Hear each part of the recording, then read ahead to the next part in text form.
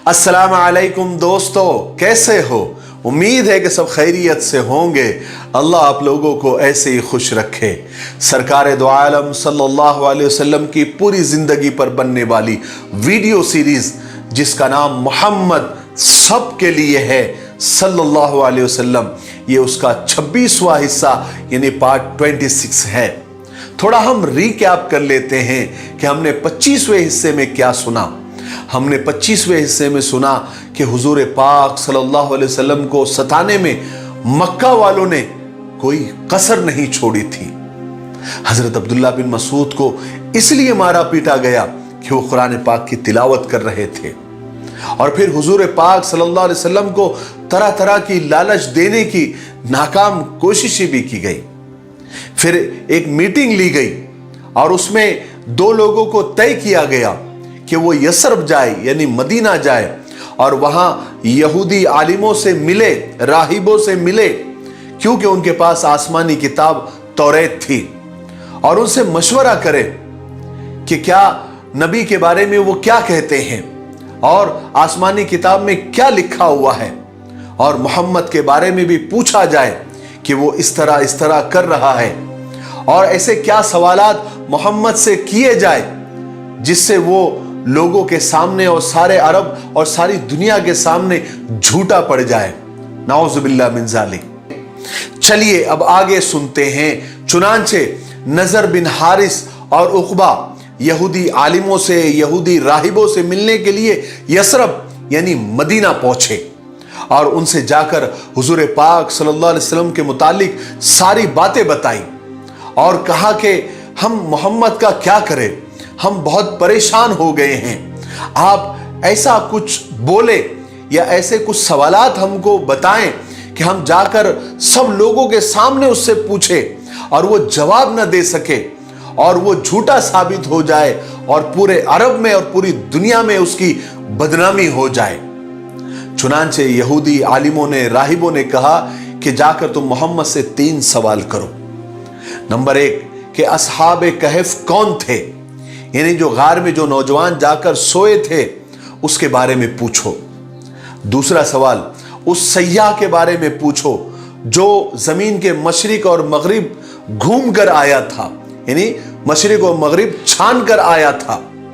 और तीसरा सवाल उससे करो कि रूह क्या चीज है। ये तीनों सवालात मोहम्मद से जाकर पूछो और हम यकीन से कहते हैं कि वो जवाब नहीं दे पाएगा और सारे अरब में उसकी नाकामी मशहूर हो जाएगी। अगर वो तुम्हारे सवालों के जवाब दे दे और इन सवालों की तफसील बता दे तो समझो कि वो हकीकत में खुदा का भेजा हुआ रसूल और नबी है। और अगर वो ये इन बातों के जवाब न दे सके तो समझ जाओ कि वो झूठा है। उसके बाद तुम्हें इख्तियार है, तुम जो चाहे उसके साथ मामला करो। जब ये दोनों कासिद वापस आए तो कुरैश ने उनसे मालूम किया कि आलिमों ने क्या कहा, राहिबों ने क्या कहा, तो उन्होंने सारी बात बताई और 3 मुश्किल सवाल लेकर आए यहूदी आलिमों और राहिबों के पास से। वो आकर उन्होंने कुरैश को बताया। अब लोग बहुत खुश हो गए कि आज मोहम्मद को झूठा साबित करने का वक्त आ गया है। नाउजुबिल्लाह मिन ज़ालिक। क्योंकि 3 बड़े मुश्किल सवाल यहूदी आलिमों ने और राहिबों ने दिए थे जो इन्होंने मदीना से यानी यसरब से लेकर आए थे।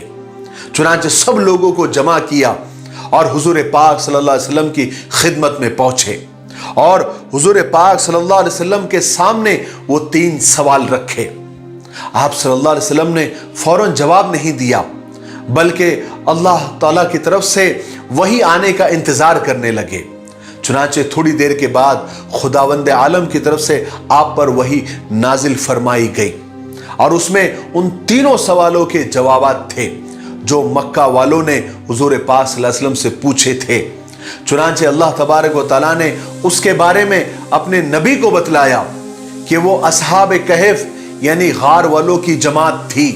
और दूसरे सवाल के जवाब में अल्लाह तबारक व तआला ने हजरत खिज़र अलैहिस्सलातु वस्सलाम का वाक़या बताया। और तीसरा सवाल रूह के बारे में किया गया था तो अल्लाह तबारक व तआला ने अपने नबी से फरमाया कि उनसे कह दीजिए कि रूह अल्लाह का हुक्म है और आप लोगों को बहुत थोड़ा इल्म दिया गया है। अब आप लोग थोड़ा सा सोच में पड़ गए होंगे कि ये असहाबे कहफ कौन है और गार में कौन गया था और इसका पूरा किस्सा क्या है और हजरत खिजर अलैहिस्सलातु वस्सलाम का क्या वाक़या अल्लाह तबारक व तआला ने बताया और कौन है हजरत खिजर अलैहिस्सलातु वस्सलाम। तो आप बिल्कुल कंफ्यूज ना हो और जरा सा भी आप टेंशन न ले। इन दोनों के बारे में हम अलग से एक स्पेशल एक वीडियो बनाएंगे जिसमें पूरी तफसील से आपको ये दोनों वाक़यात सुनाएंगे और फिर वीडियो बनने के बाद और अपलोड होने के बाद आपको हम इसकी इत्तला भी करेंगे। तो आप अभी इस वक्त जरा सा भी कंफ्यूज न हो, क्योंकि अगर अभी यहां पर वो वाक़यात हमने बयान कर दिए तो थोड़ा सा टॉपिक अलग हो जाएगा और हम चाहते हैं कि इस सीरीज में सिर्फ सीरत पाक यानी आप सल्लल्लाहु अलैहि वसल्लम की जिंदगी पर ही बात हो, क्योंकि इससे लगकर तो बहुत सारे वाक़यात हैं, फिर वो सारे बयान करने पड़ जाएंगे। इसलिए हम चाहते हैं कि इस सीरीज में सिर्फ हुजूर पाक सल्लल्लाहु अलैहि वसल्लम की जिंदगी पर ही बात हो। बहरहाल जब तीनों सवाल के जवाब मिल गए तो अब मक्का वालों ने तो सीधे सीधे ईमान कबूल कर लेना चाहिए था, लेकिन वो सरकश ही बने रहे, वो गुमराह ही बने रहे। उन्होंने इस्लाम कबूल नहीं किया क्योंकि वो ये सब इस्लाम कबूल करने के लिए थोड़ी कर रहे थे। वो तो हुजूर पाक सल्लल्लाहु अलैहि वसल्लम को झूठा साबित करने के लिए, हुजूर को बदनाम करने के लिए और हुजूर पाक सल्लल्लाहु अलैहि वसल्लम के मिशन को रोकने के लिए सब काम कर रहे थे। और जब बाजी उन पर पलट जाती थी तो जादूगर, नुजूमी, पागल, झूठा, नाउज़ुबिल्लाह ये कहकर वहां से चले जाते थे। ऐसे ही उन्होंने किया। यहां पर जब तीनों सवाल के, तीनों मुश्किल सवाल के जो उनके हिसाब से बहुत मुश्किल थे, जब जवाब दे दिया गया तो नुजूमी, साहिर, जादूगर बोलकर वहां से उठकर चले गए। अब हुआ यह कि हज का मौसम करीब आ रहा था। मक्का वाले परेशान हो गए, उन्हें फिक्र होने लगी क्योंकि हज के लिए दूसरे मुल्कों से भी लोग आते थे। मक्का वालों को इस बात का डर लगने लगा कि कहीं मोहम्मद की बातें, मोहम्मद का कलाम सुनकर लोग धड़ाधड़ इस्लाम में दाखिल ना हो जाए और हम कहीं अकलियत में और माइनॉरिटी में ना आ जाए। आप जरा सोचिए कि उस वक्त के मक्का वालों की प्लानिंग, मशवरे और मीटिंग और साजिश और आजकल के इस्लाम के दुश्मनों के प्लानिंग, मीटिंग कितने सिमिलर और कितने एक जैसे थे। पहले से जब इस्लाम पूरी तरह से फैला भी नहीं था तो इस्लाम को और इस्लाम वालों को और ईमान वालों को खत्म करने की साजिशें चलती आई है। लेकिन इस्लाम में और इस्लाम मजहब में अल्लाह तबारक व तआला ने ऐसी लचक रखी है कि उसको जितना दबाने की कोशिश की जाएगी वो उतना बढ़ता चला जाता है। चुनांचे इन लोगों ने एक बड़ी मीटिंग बुलाई और उसका सदर वलीद बिन मुगीरा को बनाया, क्योंकि वो वलीद सबसे ज्यादा बुजुर्ग किस्म का इंसान था। अब उन लोगों ने सर जोड़कर बैठा और कहा कि हज का मौसम करीब है, लोगों की जमातें बाहर से आएगी, मोहम्मद की बातें सुनेंगी, इसलिए हम एक ही बात चलाएंगे ताकि कोई झूठा साबित ना हो। लोगों ने कहा कि क्या है, क्या बात है, आप बता दीजिए, हम वही चलाएंगे। तो वलीद ने कहा कि सब लोग अपनी अपनी राय दें। तो लोगों ने कहा कि हम ये बात चलाएंगे कि मोहम्मद नुजूमी हैं, यानी गैब की बातें बताता है, ज्योतिषी है, हम ये बात चलाएंगे। तो वलीद ने कहा कि नहीं नहीं, लोग यकीन नहीं करेंगे कि मोहम्मद नुजूमी है और ना वो नुजूमी जैसा दिखता है और ना नुजूमी जैसी बातें करता है। तो फिर लोगों ने कहा कि हम कहेंगे कि मोहम्मद पागल है, नाउज़ुबिल्लाह मिन ज़ालिक। तो वलीद ने कहा कि नहीं नहीं, मोहम्मद पागल नहीं है और ना पागलों जैसी उसमें कोई निशानी है, ना उसके दिमाग में कोई खराबी है, लोग यकीन नहीं करेंगे। ऐसी बात बोलो कि जिसका लोग यकीन करें। तो लोगों ने राय दी कि हम कहेंगे कि वो शायर है। तो फिर किसी ने कहा कि नहीं नहीं, वो शायर भी नहीं है। फिर लोगों ने कहा कि हम कहेंगे वो जादूगर है। तो वलीद ने कहा मोहम्मद जादूगर भी नहीं है, मुझे तो वो जादूगर भी नहीं दिखता, ना वो जादू करता है, ना तावीज गंडे देता है, ना झाड़ फूक करता है, ना लोगों के हाथ और पैरों में धागे बांधता है। तो लोगों ने कहा कि भाई वलीद, अभी आप ही बताओ कि हम करें तो क्या करें और कहे तो क्या कहे। तो वलीद ने कहा कि देखो, अभी तक तुम लोगों ने जितनी भी राय दी है ना, वो सब बकवास है। इस वक्त सबसे बेहतर यही है कि हम लोगों से, आने वाले लोगों से, यानी जो हज को आएंगे, हम उनसे ये कहेंगे कि मोहम्मद एक ऐसा जादूगर है और उसके पास एक ऐसा जादुई कलाम है, ऐसे जादुई मंत्र है जिसे सुनकर भाई भाई से अलग हो जाता है, बाप बेटे से अलग हो जाता है और शौहर बीवी से अलग हो जाता है, लोगों के खानदान में फूट पड़ जाती है, लोग एक दूसरे से अलग हो जाते हैं। सबने कहा कि हाँ हाँ, ये बात बहुत मुनासिब है, बहुत ठीक है, हम यही बात कहेंगे और इसी बात को चलाएंगे। ये उस वक्त का मीडिया था, उसको ये प्रोपेगेंडा दे दिया गया कि अब हज पर आने वाले लोगों में ये बात चलाई जाए। और हुआ भी यही।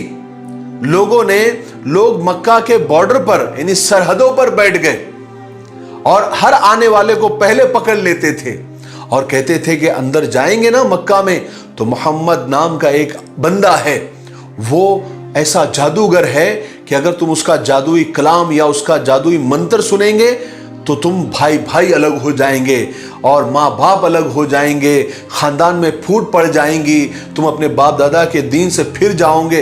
इस तरह मक्का को चारों तरफ से मक्का वालों ने घेर लिया और आने वालों का ब्रेन वॉश और जहन साजी कर रहे थे।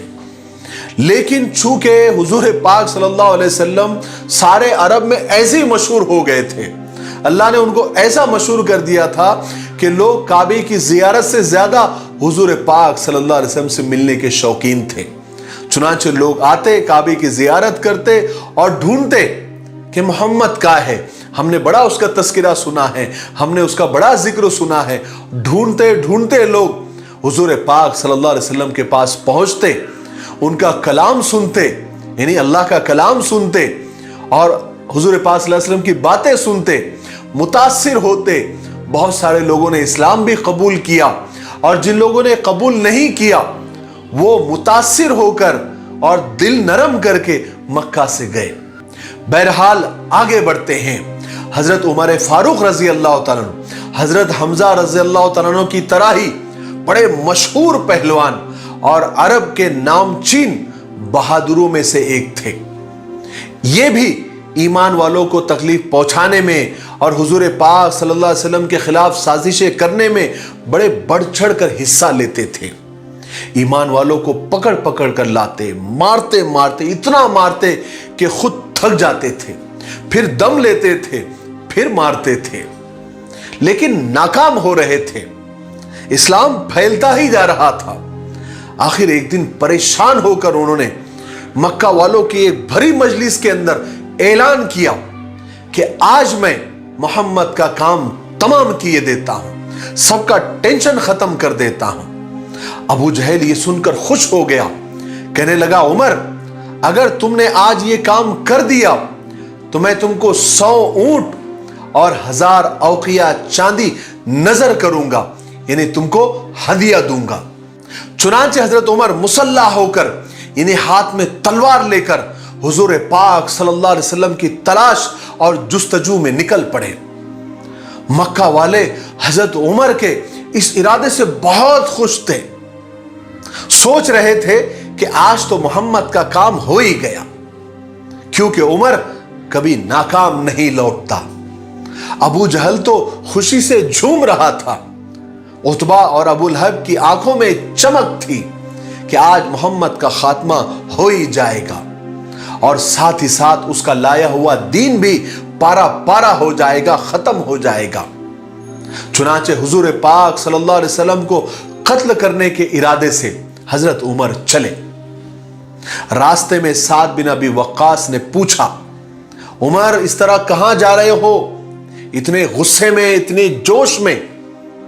तो हजरत उमर ने जवाब दिया कि आज मैं मोहम्मद को कत्ल करने जा रहा हूं, नाउज़ुबिल्लाह मिन ज़ालिक, क्योंकि आज मेरा इरादा है कि कुरैश का जो सबसे बड़ा मसला है आज मैं हल कर दूं।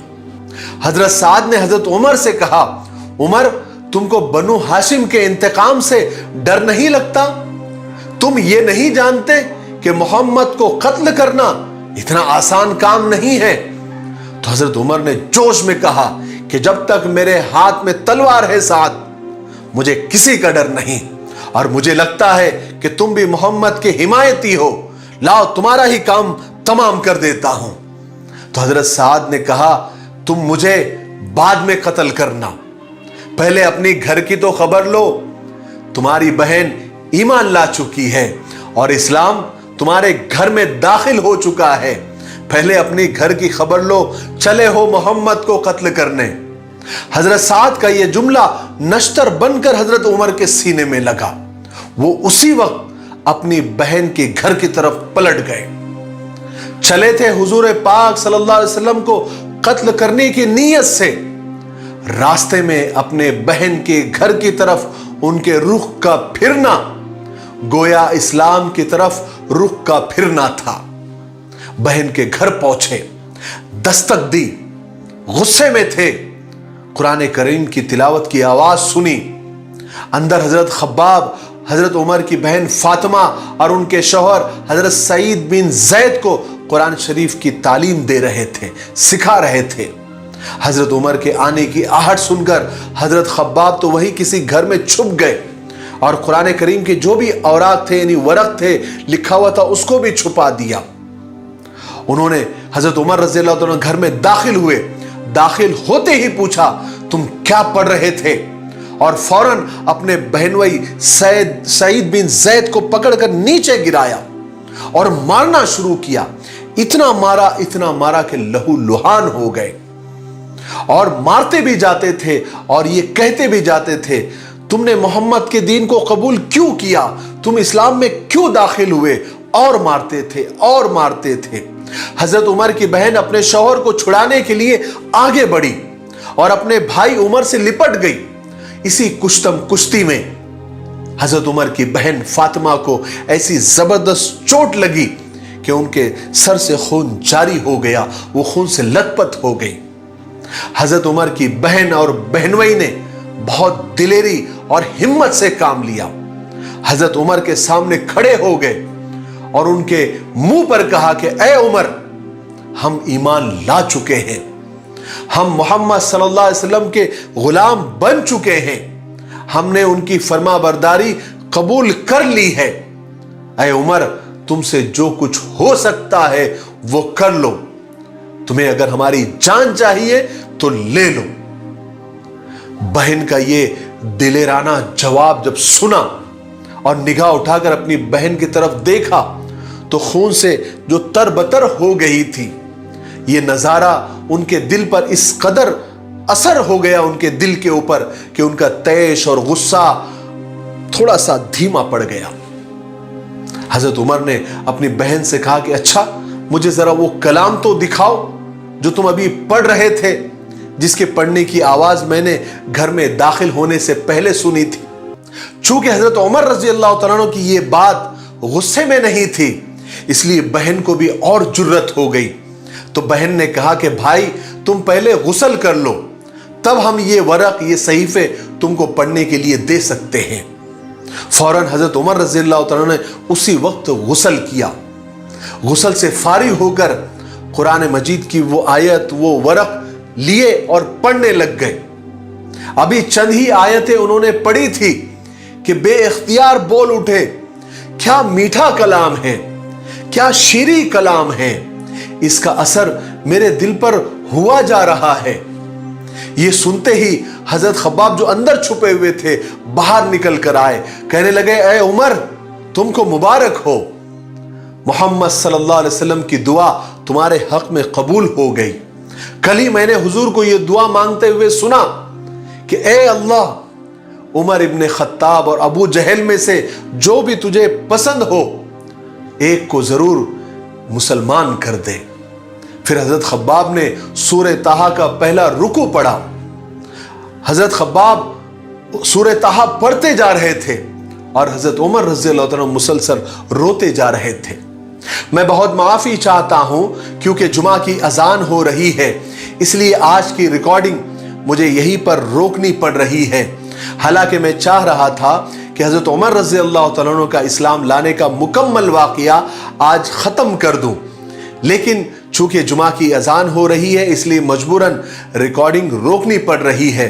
انشاءاللہ آنے والے 27ویں حصے میں یعنی پارٹ 27 میں ہم سنیں گے کہ جب اسلام لانے کے لیے یا اسلام لانے کے بعد حضرت عمر رضی اللہ تعالیٰ عنہ حضور پاک صلی اللہ علیہ وسلم کی خدمت میں پہنچے تو وہاں پر کیا ہوا، وہاں پر صحابہ کو کتنی خوشی ہوئی اور حضور پاک صلی اللہ علیہ وسلم کو کتنی خوشی ہوئی، اور پھر یہاں سے لوٹنے کے بعد یعنی اسلام لانے کے بعد جب حضرت عمر مکہ والوں کے پاس پہنچے، وہ تو الگ ہی خبر سننے کے فراق میں بیٹھے تھے، لیکن جب انہیں یہ خبر ملی کہ حضرت عمر نے بھی اسلام قبول کر لیا ہے تو ان کی کیا حالت ہوئی، وہ انشاءاللہ کل ہم 27ویں حصے میں یعنی پارٹ 27 میں سنیں گے۔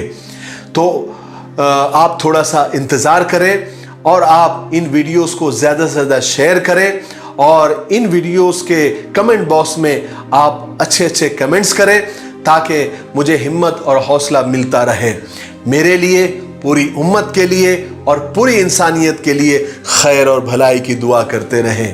السلام علیکم ورحمۃ اللہ وبرکاتہ۔